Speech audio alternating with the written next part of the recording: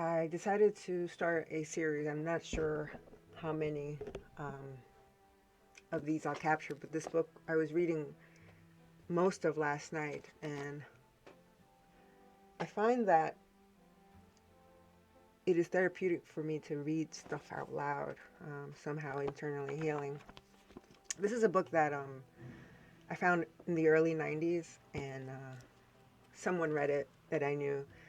Uh, so I decided a couple of months back to find this book, and I had to find it secondhand. So reading this with pencil markings was very entertaining for me. Uh, so I'll share. I'll make these 10 to 15 minutes. Uh, Here goes. Let's do the introduction first.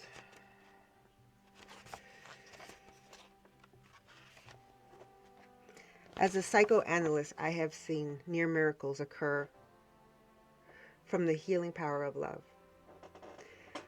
I have witnessed depressions lift and anxieties ease. I have seen joy blossom and loneliness disappear. I have heard some claim without apology or shame that love has rescued them from the clutches of death itself. I have had patients tell me with a fair amount of frequency that without love, life has no meaning and is not worth living. And yet, for every story of love's magic, I have heard a counterbalancing story of love's destructiveness, tales of agony and loss. I have heard of rage and vindictiveness set in motion from perceived betrayal. I've heard of rejection and loss that causes a heart pain that is as scorching as a surgical incision without anesthesia. I've heard of neglect and abuse by parents whose emotional maturity is sufficient for playing with the toys of childhood, but certainly not adequate for the complex demands of adult loving. Considering how strong our need for love is and how powerful a healing force love can be, it is astonishing that we bungle it as often and in as many ways as we do. I have written this book because I have seen and experienced that there are ways, better ways to love. I have learned a lesson that I and most everyone I know failed to learn in childhood. That we actually need to learn to love well. Surprisingly, the key to a stronger love lies in our use of hate. We can love better only by making it whole. By acknowledging the full range of all our feelings, both those that are sunny and those that are dark.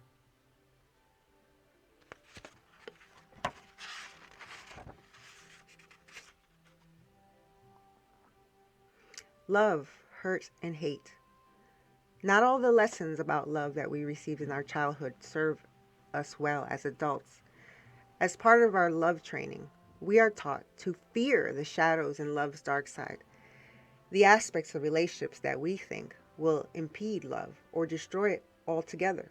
We didn't learn, for instance, that with love comes hurt and rage, pain and resentment, loss and vindictiveness, all of the hateful things that constitute love's other side, and that this underside of love is as inevitable and as necessary for the growth of love as the setting of the sun and the dark night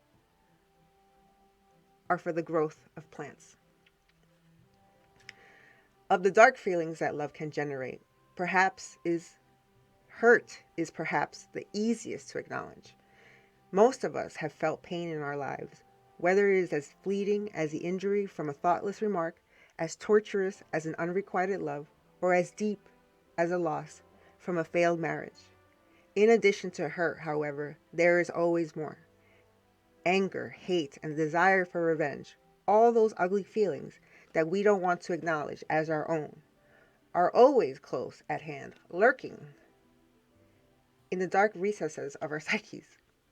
Negative feelings, our own towards others as well as others towards us, are a part of our day-to-day living as we are all the sweet, positive feelings for which we yearn.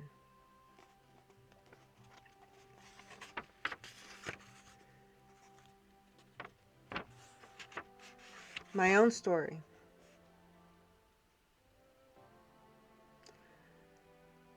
My interest in this book and the insights within it that I share have not arisen out of mere intellectual concerns. I, too, have not been immune from love's agonies, illusions, and misunderstandings. Many of the lessons I have learned have come out of observing myself in my love relationships. It is probably fair to say that the major emotional events of my life have been heartbreaks. The first was over Frank. I was a budding 13-year-old, crazy with delirium for this newly discovered entity, the male sex. I fell hard for Frank, deeply and seriously, as only a first puppy love can feel. I was sure that Frank was the reason for the creation of the universe, the whole of the English language that had new and unexpected meaning for me, with the word frankly, the best word of all. In it, I expected Frank to love me wildly as I did him. Until that time, love for me had meant warm hugs from my mother and affectionate hand-holding from my father. And at the burgeoning age of 13, I expected love to come easily and naturally, as it had with my parents. Nothing in my life had prepared me for the agonies that came with this new love. Nothing before had brought me so close to complete despair as the day I discovered that Frank was in love, not with me, but with my arch rival, Suzanne. This was a torture that only a youthful, all-or-nothing mind could conjure. But as the province of 13-year-olds, my youthful resiliency got the best of me when I soon enough onto other things and other representations of the male sex. Over the years, there were David, Jay, Steve, even a marriage to Bob. Relationships begun, relationships ended. All brought their various aches and pains, but all these heartaches were bearable. And then, in my mid-30s and newly divorced, I fell deeply in love again. Richard was, like his earlier counterpart, Frank, ideal in every way. The world seemed richer, more bounteous, more beautiful with him in it. Love was as sweet as it had ever been, and we lived together for a few blissful years. I loving and mothering his two girls, my heart never failing to go pitter-patter at his sight, his sound, and his touch, and seemingly most perfect of all. Never was there a fight, or an argument, or disagreement. But this love was not easy. Richard, also having come out of a divorce, was not eager to resume the responsibilities and commitments of marriage. Family life remained on the level of pretend for us. He, his girls, and I looked, acted, and felt like a family. But because of his ambivalence, he refused to give legal name to our union. His holding back was a constant ache for me, a chronic hurt that had become as much a companion to me in those years as he himself was. 2 years into my relationship with Richard, Jean Harris was arrested for killing her lover, Herman Tarnauer, at his home. The house that Richard and I shared happened to be 2 doors down from where the murder occurred. The crime fascinated me. Jean Harris was a spurned lover, replaced by a younger woman, and this fact had driven her over an edge of normality.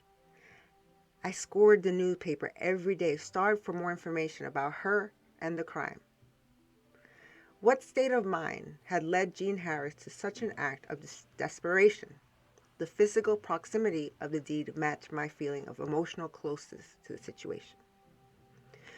During this time, my mother was diagnosed with terminal cancer. My mother and I, dating back to my childhood, had an uncommonly close and loving relationship. In her last essentially bedridden year, her call to me was stronger than ever. Dutifully, faithfully, and devotedly, I made frequent trips to my hometown to be with her.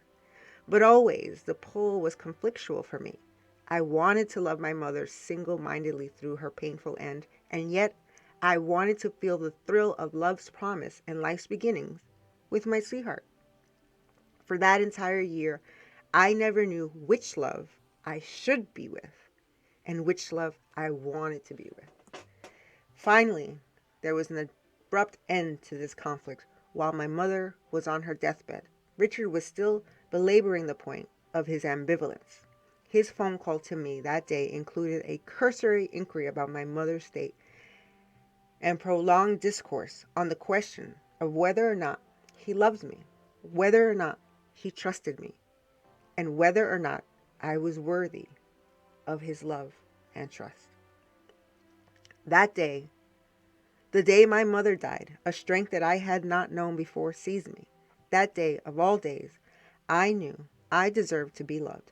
I needed a strong, sustaining love that day, and anyone who had an ounce of regard for me would have happily given it to me. I was finally able to see that love's seductive power had deceived me during all the years. Richard and I had been together. When I looked at this man, I had seen only beauty. When I had listened to him, I had heard only gentleness and kindness. When I had felt his touch, I had felt only sensitivity. Yet this was the man who, on the day of my mother's death, had not the beauty, gentleness, kindness, or sensitivity to love me without reservation for even that one day of mourning. When Richard put an end to our relationship less than a month after my mother's death, some core within me died. Suddenly, I had lost my mother, my lover, and 2 children I adored and had imagined I would see grow up. I thought I would never heal.